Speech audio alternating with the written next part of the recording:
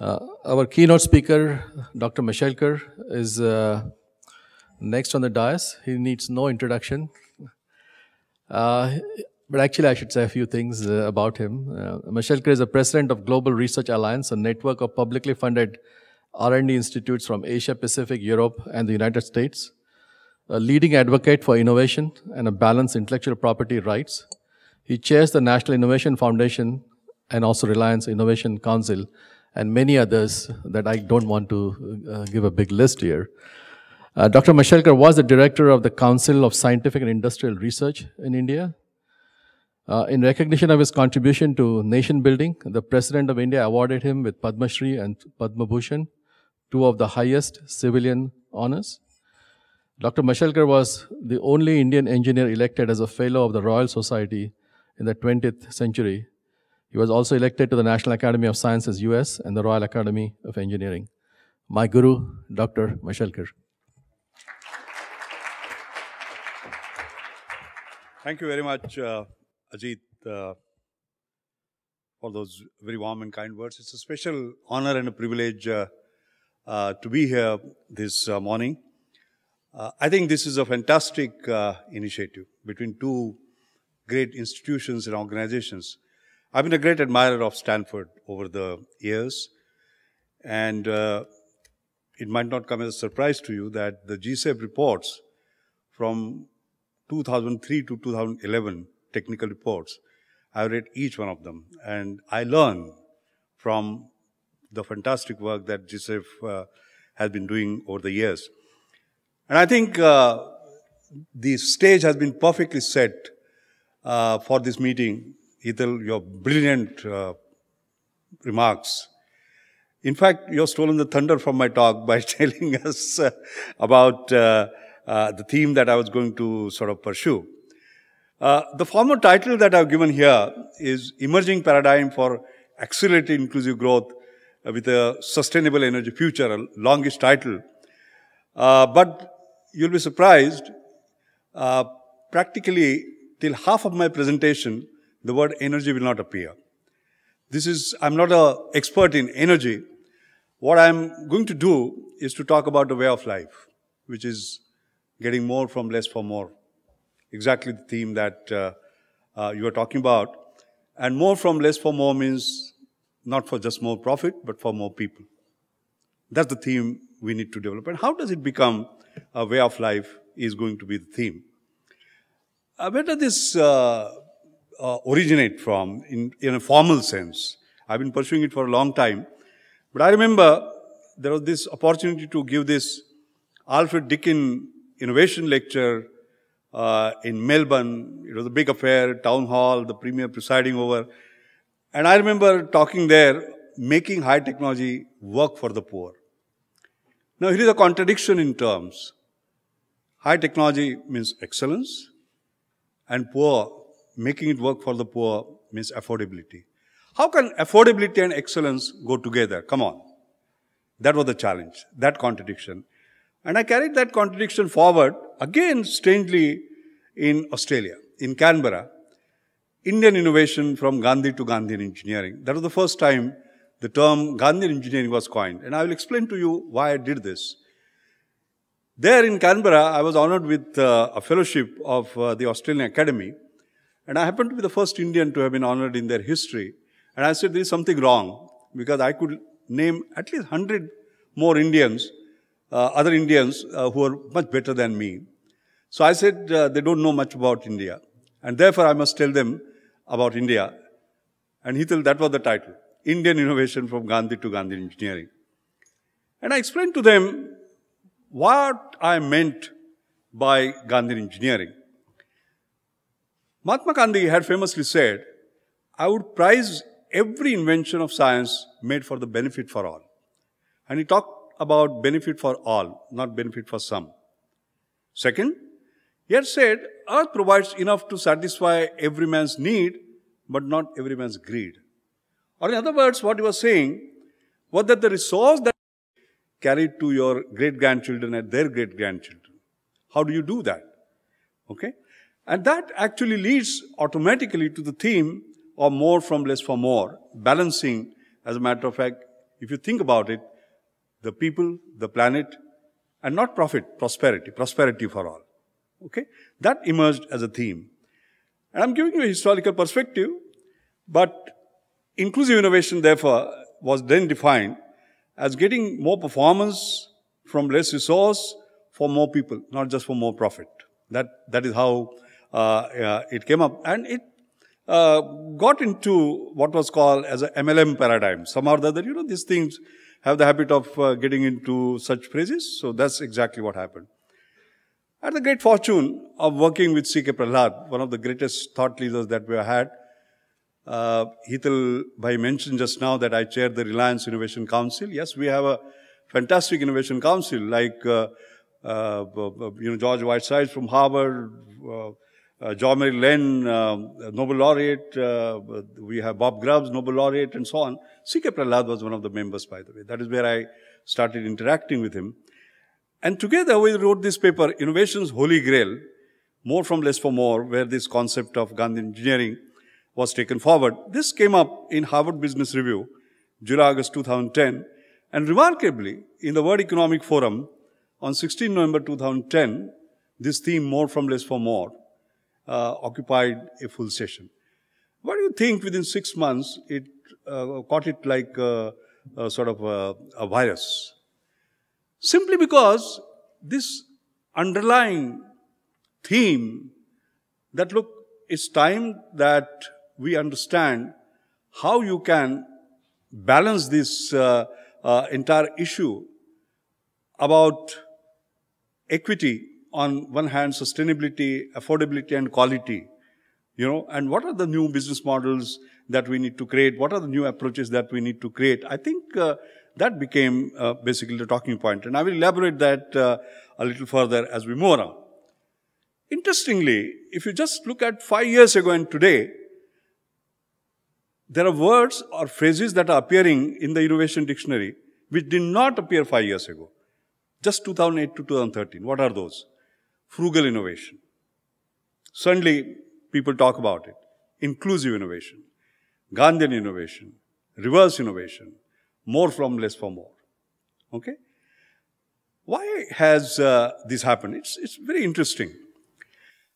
The challenge is, as was mentioned by earlier speakers, to inclusion of 2.6 billion will demand not minor redesigning, but radical rethinking and creative reinventing. It's very clear.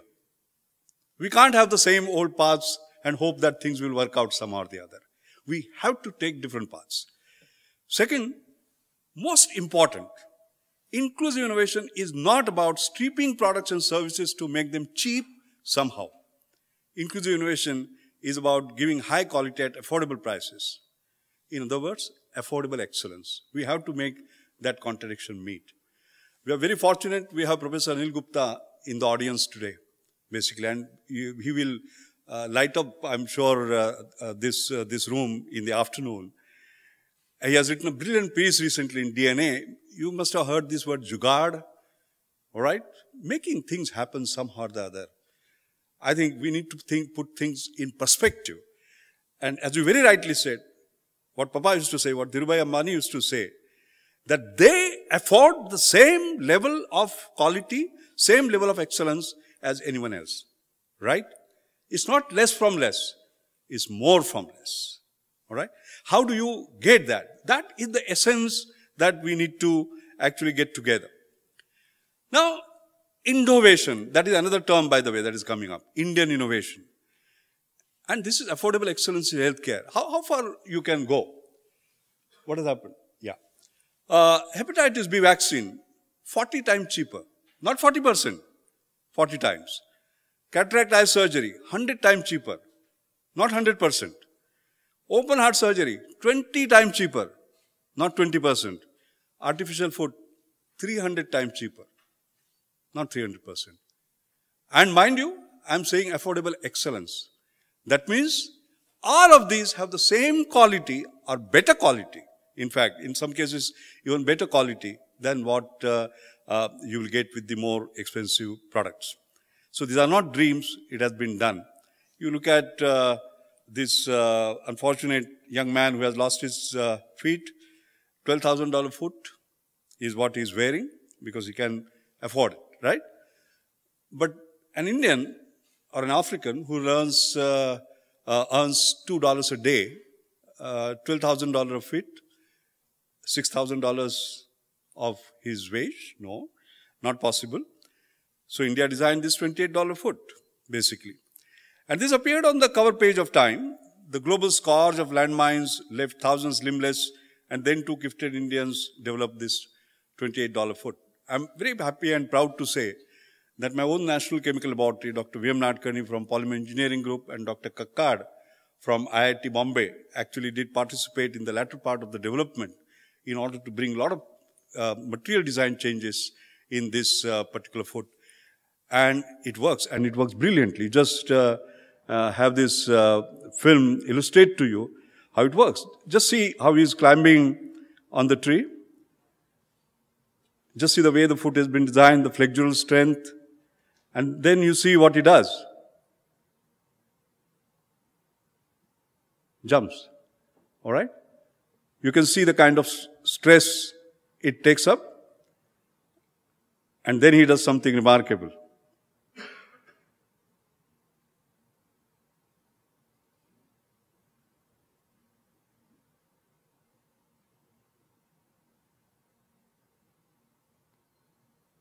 He runs.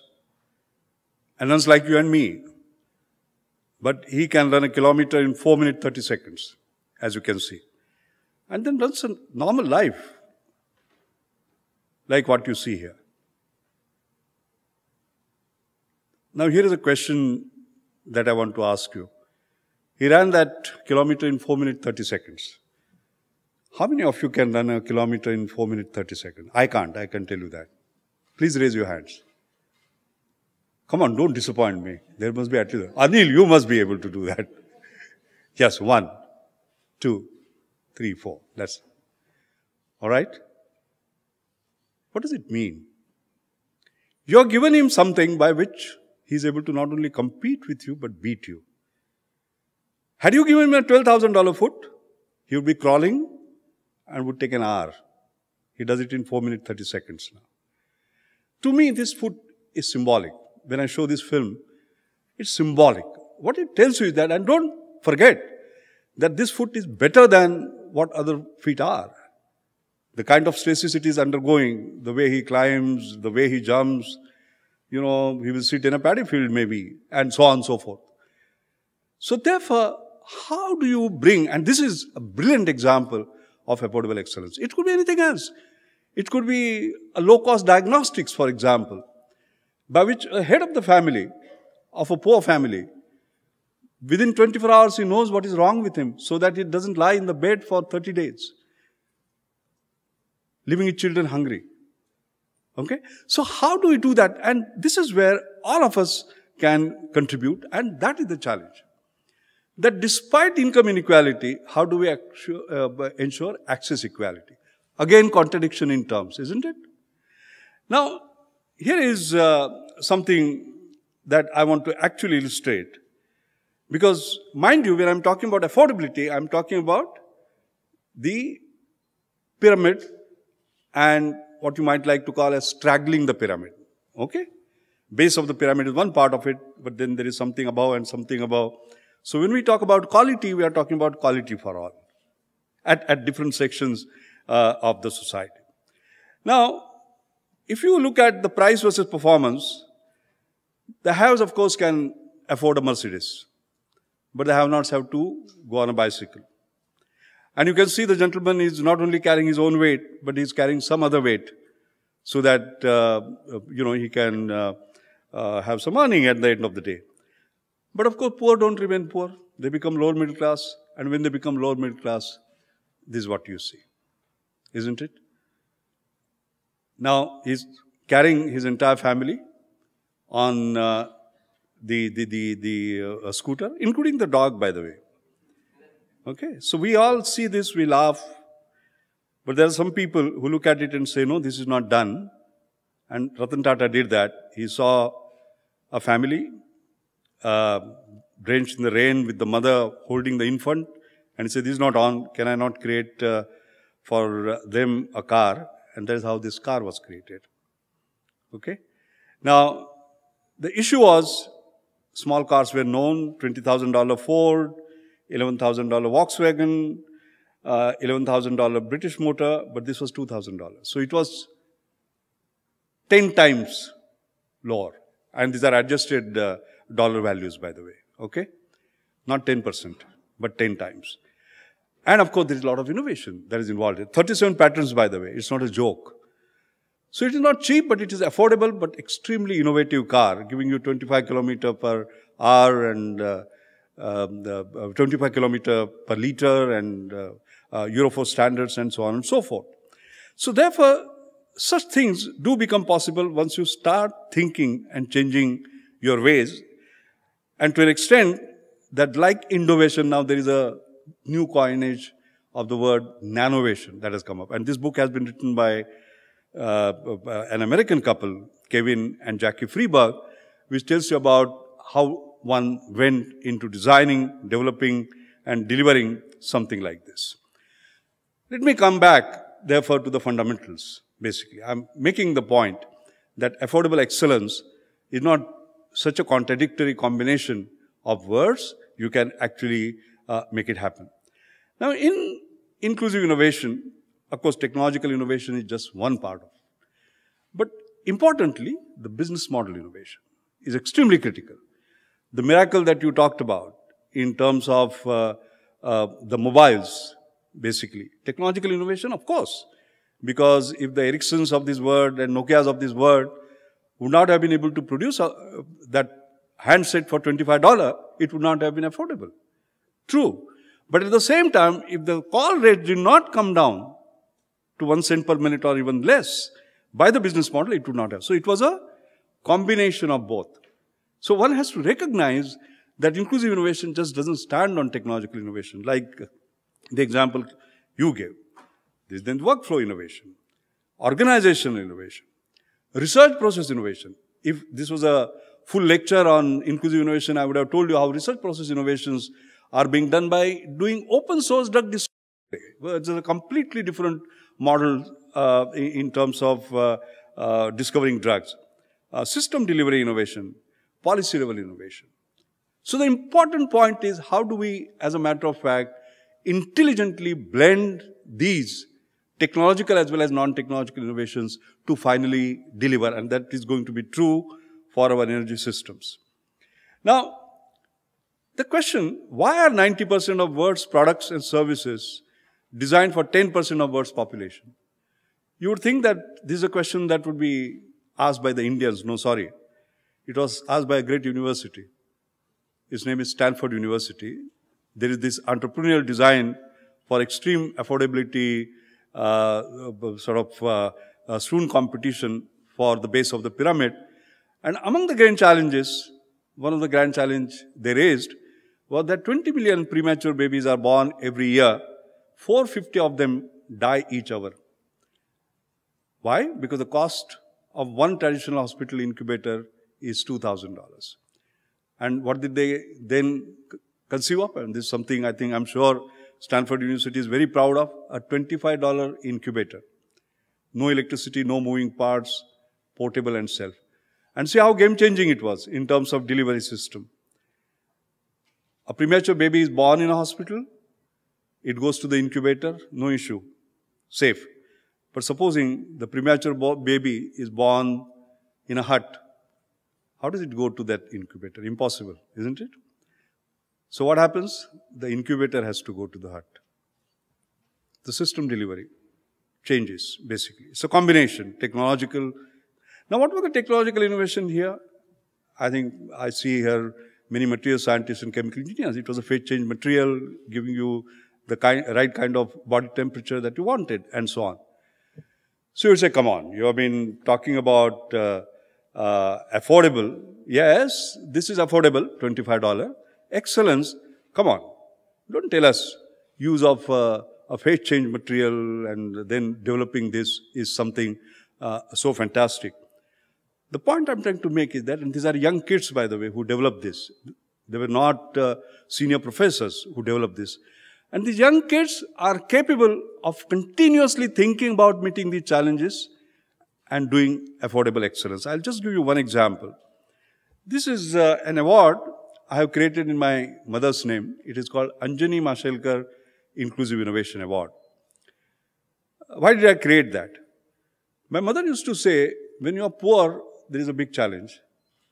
When you are old, there is a big challenge. But if you are poor and old, there is a huge challenge. And she used to say, Sally, that if you are poor, old, and a woman, God save you. And therefore do something about it. So we created this award. This is the third year. And I'm again very happy. The chairman of the selection committee, National Selection Committee, is here, Professor Anil Gupta. I'll just talk to you about who won that award last year for affordable excellence, because I can't give a better illustration. This young man, Mishkin, developed something for hemoglobin detection. You know what was the driver? He said, I can understand why people die of cancer, but I don't understand why they die of anemia. You can just imagine, in a village, you take a blood test, all right, you take the blood sample, then it has to go to a city and come back in 3 days' time. You know, I mean, the time that you lose and so on and so forth. So he says, why do I have to have that? And you know, he said, I don't want to go with the best practice. Doesn't help me. I'll go with the next practice. What are the best practice? Invasive with needles. Okay, he said, no. Can I do it non-invasively? No needles. Second, the cost per test was around $5, 250, 300 rupees. He said, no, $0.2, 10 rupees. From 250 to 10 rupees. This was never achieved before, so as to say. And what did he do? He created this system, which got him the award. The committee gave him the award last year. This is the young man, by the way. Okay? And what did he do? He used a very high technology, photoplethysmography. I mean, if you look into the depth, and plus spectrophotometry, of course, you know, and how he has developed a sophisticated software to look at the photon scattering, etc., etc. I mean, it is incredible. And that is why Professor Anil Gupta doesn't like the word jugaad. That is why I do not like the word frugal. Because there is something where all of us have to apply our best minds to see how we can achieve results which have not been achieved before. By doing things which have not been done before. And I think this is a splendid example of what can be achieved. And I'm saying this because the great intellect of Stanford is right here. The great intellect from around our country is here. That is the challenge that we have. Not making it somehow. No jugaad, but using cutting-edge science, technology at its best and demonstrating that we can achieve these targets. Well, these messages are going around the world. I'm very happy GE presence is here today.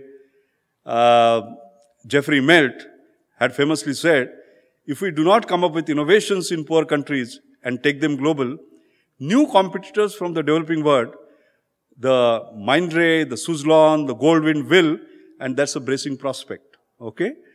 And therefore, what do you find? Harvard Business Review, they wrote a paper, how GE is disrupting itself, the reverse innovation. And the brilliant example of that was what they were able to do with ECG machine, not $10,000, but $600. Okay? And also an ultrasound machine that was done in China, not $30,000, but $1,500. And you can see Jeffrey Melt holding it. What does it all mean? That the world is changing. Okay? Because these machines now are finding markets in Europe, US, and the developed part of the world. The process is exactly, basically reversing. And you can't fool around with an ECG machine. Okay? So it has to be that of the sort of highest quality. And therefore you find that it is not these, there are several companies now that are getting into this. So business-wise, therefore, what are the strategic shifts that are taking place, or that need to take place in order to think like this? It is one thing for Stanford University to do something and so on and so forth. That is, remove features to reduce costs, to reinvent the product from ground up, This shows 20 minutes. So it is 20 minutes. No, no, no. This shows 20 minutes. What does it mean?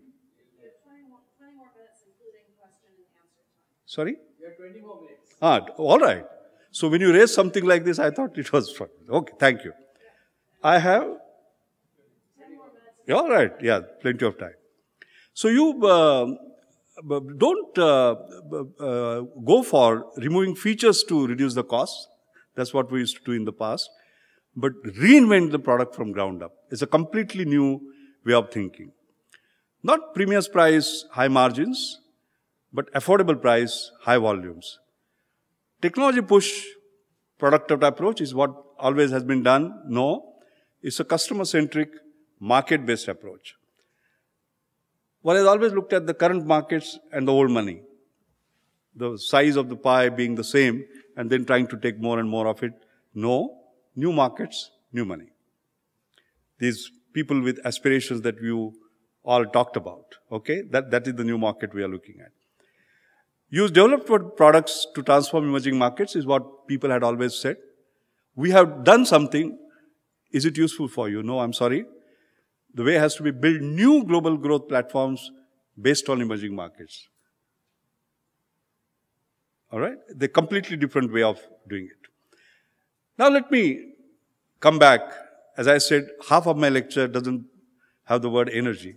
Now I have to do justice to the fact that we are meeting on energy. So I'm going to focus the rest of my talk on this, and this is precisely halfway through. I'm seeing that it is 18 minutes, so not bad. So I think let us now try to address this issue about despite income inequality, how do we ensure energy access equality? We're talking about access equality. Let's talk about energy access equality. Now, let me make an admission. As I said, I'm not an energy expert, but I'm a student of energy.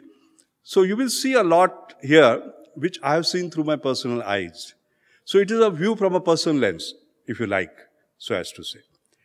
Now, if you look at the satellite pictures at night, this is a devastating satellite picture. You can see Europe and you can see Africa. And you know how much more is the population of Africa in comparison to that of Europe. Complete inequality, isn't it, in terms of access. So how do we change this picture? Is it very different in India? No.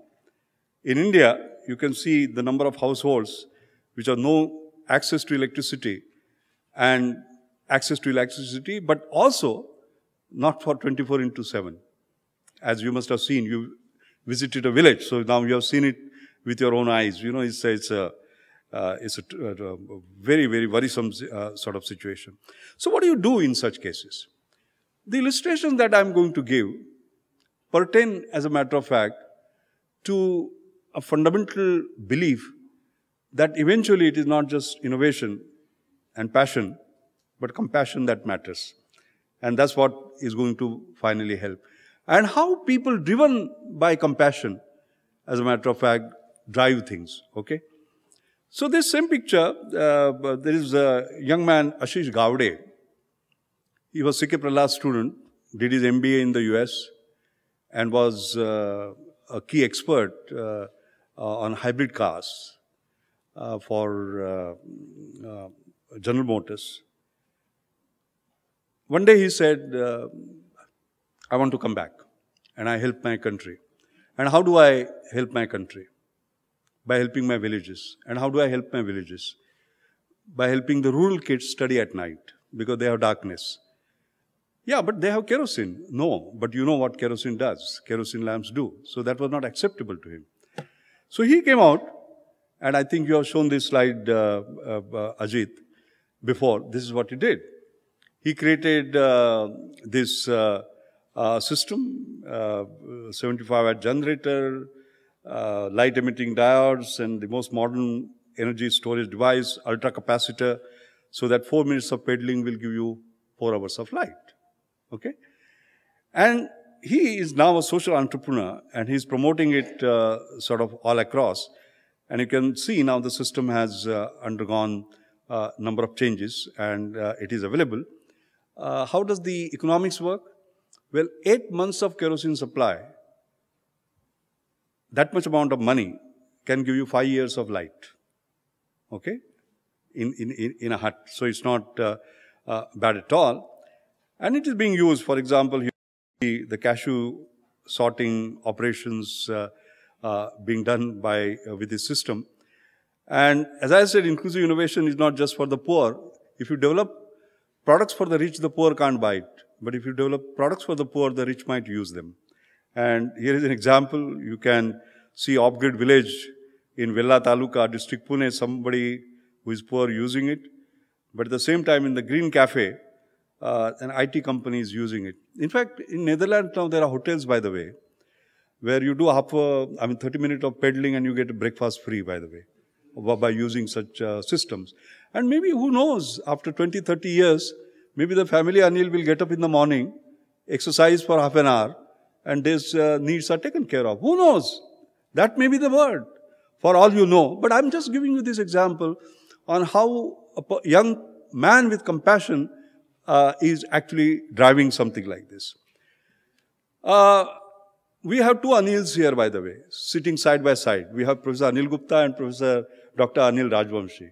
You know, he is another passionate individual, Nimkar Research Institute, and he will sort of talk about it. I don't want to take thunder away from you, but I'm an admirer of what you have done. What he is saying is that cooking, you spend energy separately. Lighting, you spend energy separately. Why not you have lighting plus cooking? More from less for more, you know, the same thing. And he has developed a system where it is kerosene-fueled, pressurized 2-atmosphere device. It's high intensity, 3000 lumens light it can produce, no pollution, smoke soot. And on per unit energy basis, it is 3 times more efficient than electric lighting and cooking. And you can see this happening here, basically. Okay? It's again illustrative of the way you think in order to come out with systems and devices that can actually work. Well, these are not innovations that have been spread widely. But let me tell you about something. You might say you are showing some illustrations, you know, which look interesting, which are demonstrations. No. Let me show you something, again, driven by a passion, like Ashish Gowde, like Anil Rajvamshi, another young man, Harish Hande. He won the Magsaysay Award, by the way. What did he say? He said something which is something that we should remember every minute that we have a discussion for next 2 days. What he said was, we set up Selco to bust 3 myths. The poor people cannot afford technology. First myth. The poor people cannot maintain technology. The second myth. And it is not possible to run a commercial venture that fulfills a social objective. The third myth. All 3 are myths. And he demonstrated it through his Selco, where you can see systems like this being put up. It is affordable access to solar energy. It is customized PV systems, solutions and services for impoverished households. Partners the customer from securing credit to installing to after-sales service. It is an end-to-end, by the way, not just living it. And more than 135,000 solar systems. I think there must be more now. Actually, these are 2-year-old figures that have been financed, basically. So it is possible to have such models which break those 3 myths that I talked about a little earlier. Let me move forward.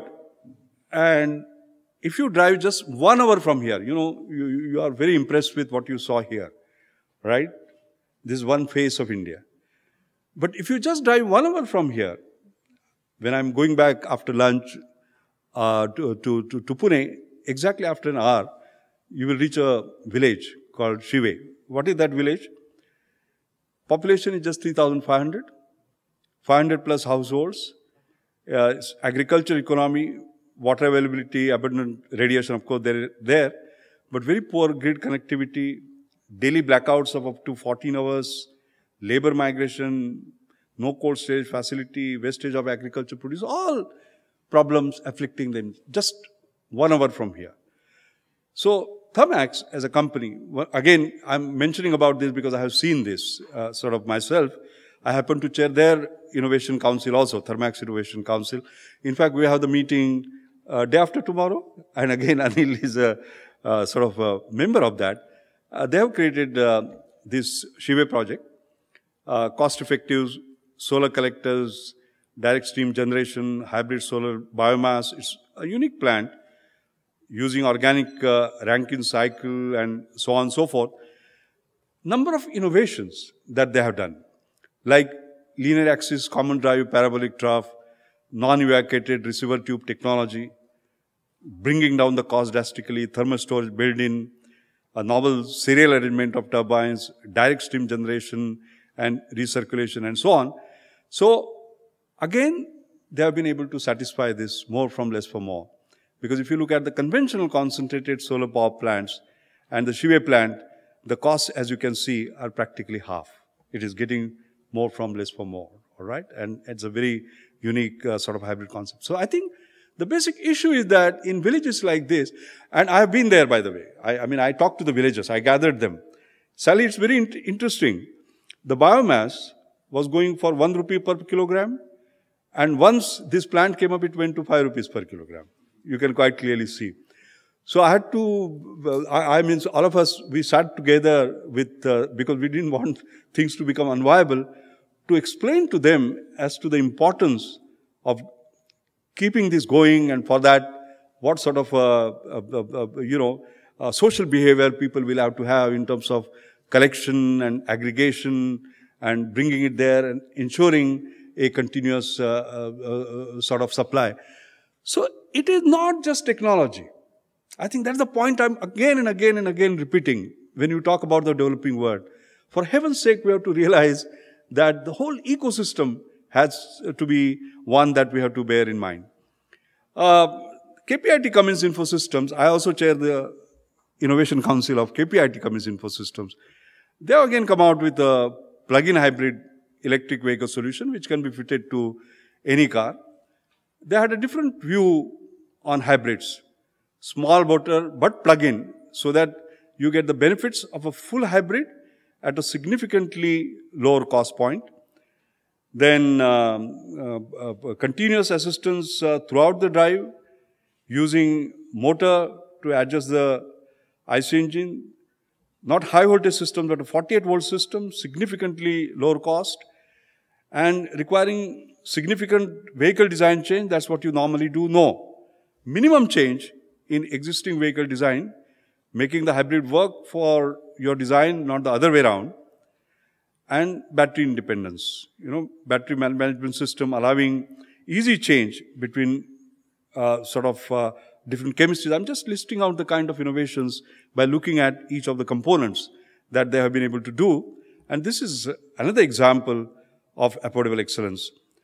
Net result, around 35 to 40% of fuel reduction. The solution design is applicable to a large range of vehicles, from vehicles with advanced electronics to vehicles with completely mechanical powertrains. The battery chemistry is agnostic solution, operating across a range of battery chemistries, and most affordable is just $1,200, basically, with incredible sort of benefits. Last point, I want to say that at the state level, again, there are innovations that are going up. Again, this is an interesting example of more from less for more. Canal Solar Power Project of Gujarat. See, in India, there is this big issue about land. We are a big country. But when it comes to acquiring land, the land acquisitions become a big issue. And many of the solar thermal plants, there are issues with regard to requiring. So why do you go for land? Why don't you use the existing canals and panels that are mounted on the canal? There is the Narmada River, okay, and use that stage. It is an initial project generating 1 megawatt of electricity, saving 9 million liters of water from evaporation in a year. Double benefit. Again, more from less for more. And the challenge of land acquisition as well as transmission losses are sort of eliminated. I'm just giving you 1, 2, 3, 4, 5 examples. And if I had 1 more hour, I could have given you 20 more examples on what is happening in India in terms of addressing the challenges that you're all going to sort of address over a period of time. The only message I want to send here is, yes, we can. If we want, we can. I mean, these are examples to illustrate that. Finally, democratization of innovation, grassroots innovation. Just as we say, every life is equal, every mind is innovative. So in India, we believe that we are not just 1.2 billion mouths, we are 1.2 billion minds. And therefore, each one of us is capable of innovating and thinking. And that is where this National Innovation Foundation has been created. But originally, it was Honeybee that was, the father of grassroots innovation in the country is sitting right here, Professor Anil Gupta, and he's going to talk about how these people at these levels, you see him here along with the people who have been doing these innovations, each one of them, what they want to say that we don't want to be part of a problem, we want to be a part of a solution. And how do we become a part of a solution? There's a national competition where the president actually gives the awards. Many times, we get more than 100,000 entries, and we give maybe 30 awards, and maybe 50% of them are illiterate people who win these awards, by the way. And I'm sure, Anil, you are going to tell us in the afternoon about, in the specific energy field, what people have been able to do. I mean, it's incredible that somebody from Assam developing a windmill which doesn't cost, say, more than $1,000 for pumping water with very innovative features which works at low wind speeds, which normally the engineers who design and develop and deliver windmills will say, no, in that region we cannot work. Intermittency of water is taken care of in a sense,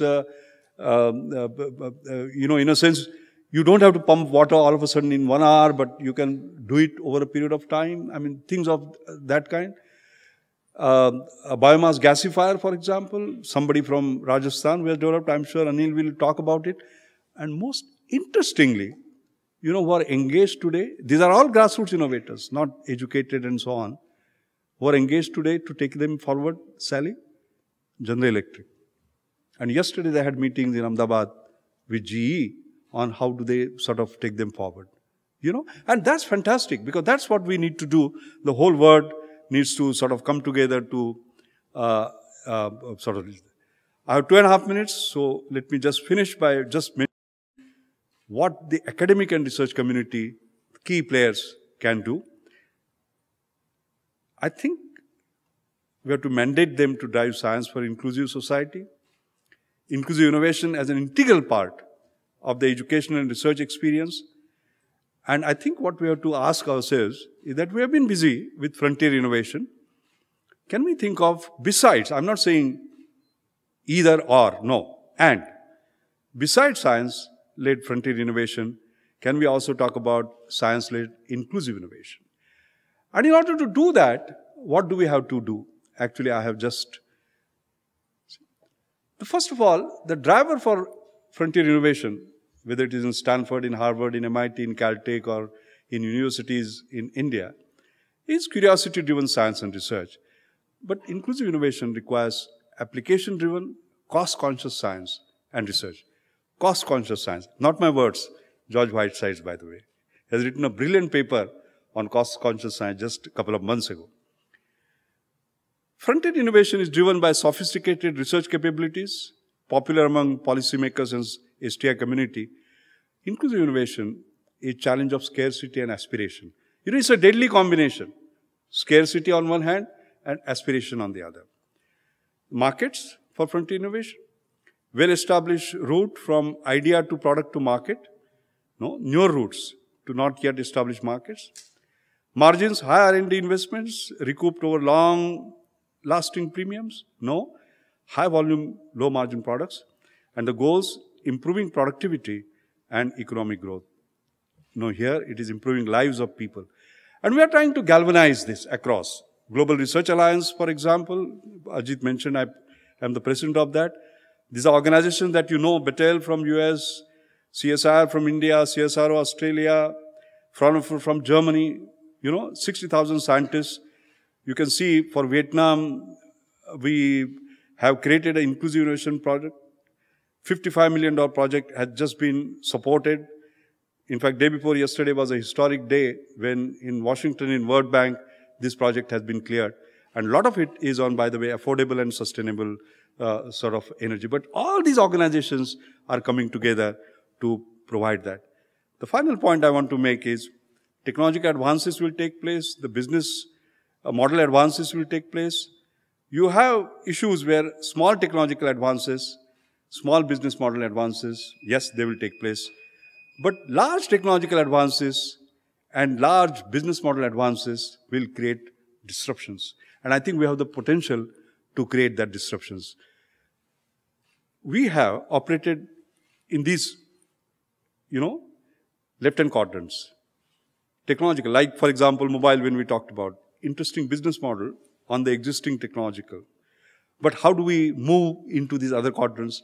And then only you can start meeting these objectives of affordable excellence, as I said, as a kind of theme for finally creating a better world and more equitable world for all. Thank you very much.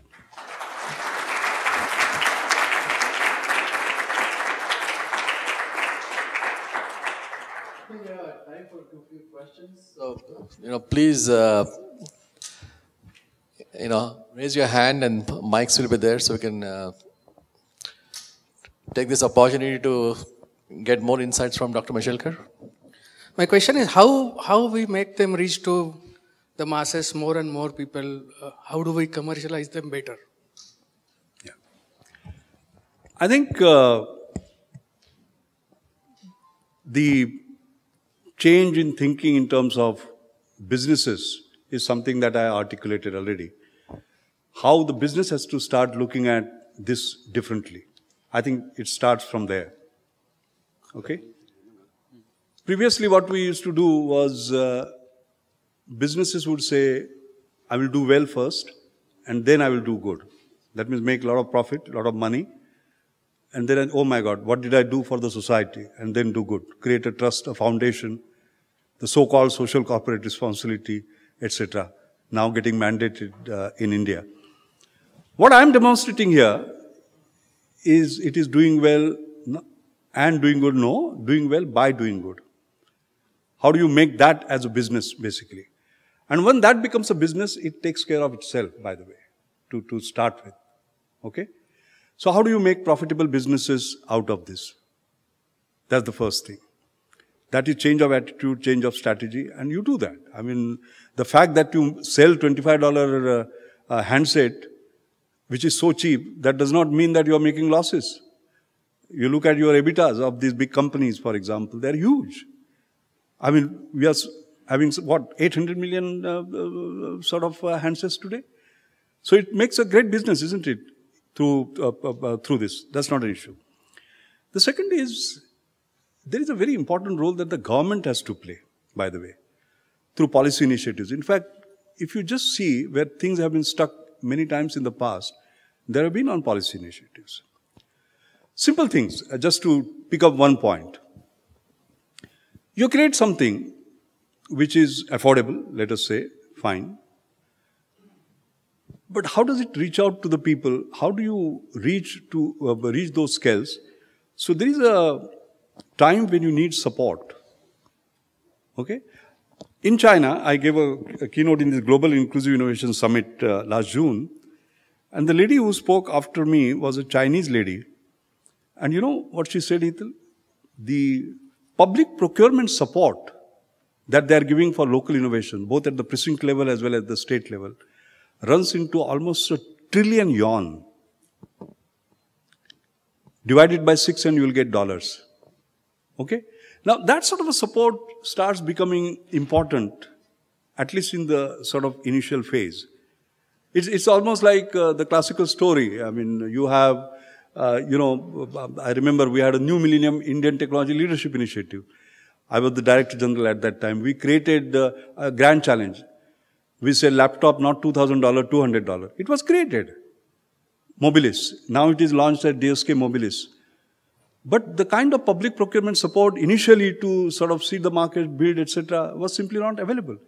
Now they have come out with $35 tablet, Akash tablet, and now they are saying, no, we'll buy the first 100,000 and the rest of it, etc. You know, that sort of a support.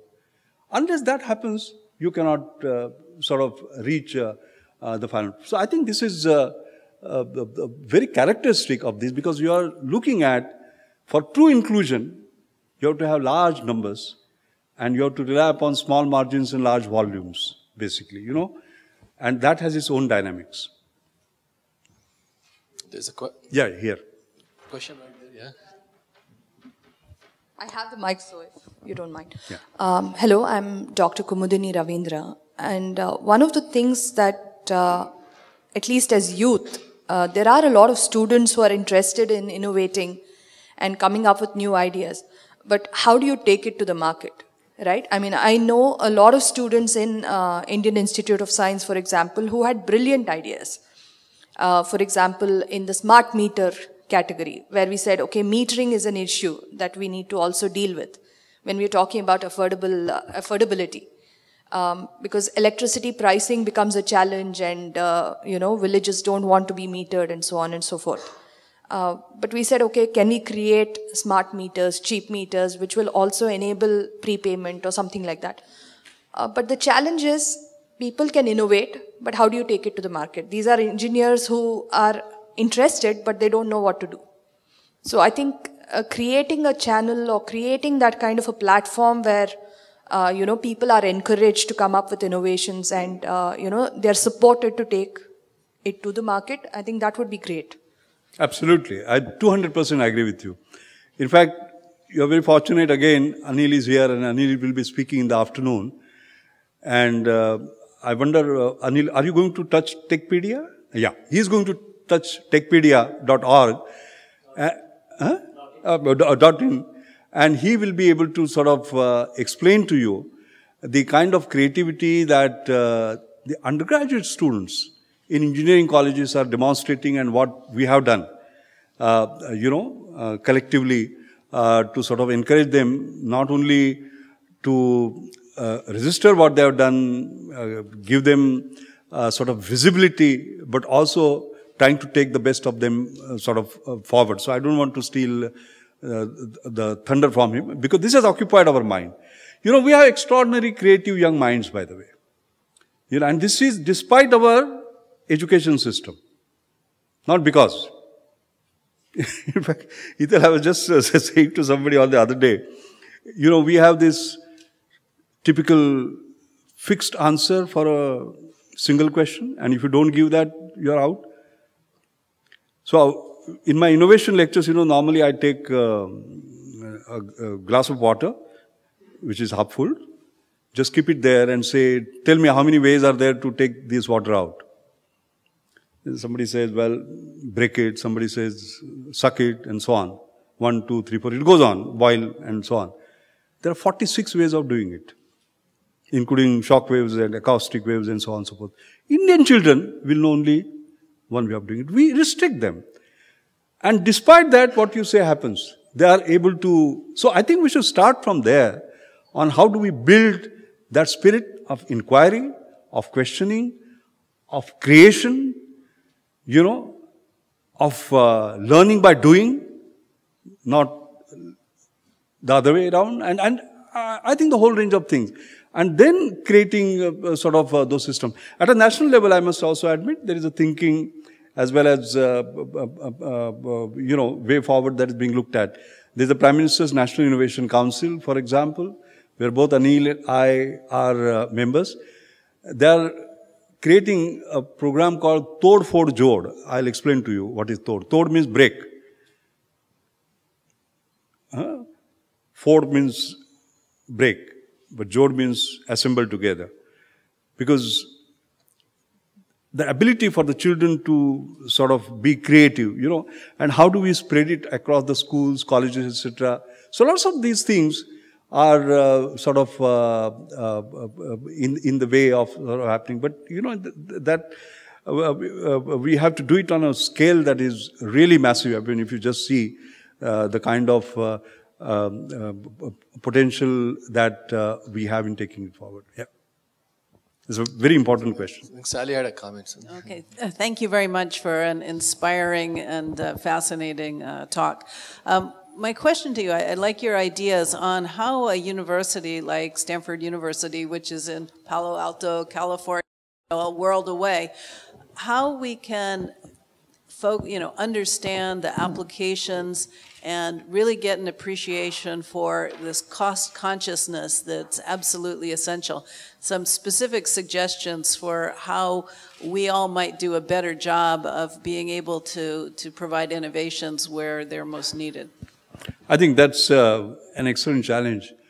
And that is what I was trying to show on the left-hand side and the right-hand side. And yes. Yeah, exactly. I think that exactly. I think what has happened over a period of time is that to us, excellence has always meant improving performance. Do it faster, go smaller, etc., etc., etc., But doing it cheaper has never been considered as a part of excellence. I think that is where it starts, actually. And that is as important, is what needs to be sort of emphasized. How do you achieve the same performance or even better performance? By doing it, let's say, 10 times cheaper. That is the cost-conscious science that our George Whitesides talked about. That's the paper that he has basically written. So we start that, because unless we change that value system in the academics, nothing can happen. If you are going to be judged, once again, only by what you might like to call as what appears in peer-reviewed journals in Science, in Nature, and Cell, etc., etc., all right, where even incremental scientific research which advances, and that's very important. I'm not saying, and that's why I said it's not either and or. I'm saying and. Unless that gets equal weightage, that you are making a difference to the lives of billions, and that will be as valued, by the way, then there is no issue at all. I've been fellow of these National Academy of Science, as was mentioned, on National Academy of Engineering, Royal Society, and so on and so forth, etc. Do these societies worry about scientists who have been able to do that? Would they find an easy path for election as a fellow? No, I'm sorry. They will not. Value system issue, basically. Now I know Royal Society is looking at innovation as a part of this thing. Otherwise, they will not. In fact, there's a special group of which sort of I'm part. So I think at all levels of recognitions, rewards, acknowledgement, etc., etc. Because one thing is to appeal to your heart. That's a different matter. Then what happens is that some young students who developed Embrace in Stanford University can do that. But the scale of the issue is so big that we can't leave it to that. And that is the important sort of part. And that's why I'm very happy to see the word is changing. European Commission had invited me in Brussels, by the way. 3rd and 4th April I was there. 4th April I gave a public lecture. 3rd April I was with the European Commission. You know what they are saying now? 5% of our budget will keep for grand challenges in inclusive innovation. Now, you are driving it by funding then, which is not bad, by the way. And somebody, said also, you talk about developing and developed world. Do you realize that 27 members of the European Union, the kind of diversity that we have, in terms of our wanting sort of affordability to this thing. That is one. Send another signal. On 2nd April, we had a meeting. I couldn't attend it. Again, Prime Minister's National Innovation Council held it. European Union and India now has created a $100,000 award for European Union scientists and Indian scientists who work together to create some breakthroughs in inclusive innovation. Again, a signal goes. I'm just giving a couple of examples that I'm familiar with. I think finally, fundamentally, it's a change of these values and these recognition. They are now happening, basically. Otherwise, they were exceptions and we're applauding. No. We have to immerse, we have to deep dive ourselves. All of us. Yeah, thank you, Dr. Mashelkar. I think on that note, let's give a big round of applause to Dr. Mashelkar. Yeah.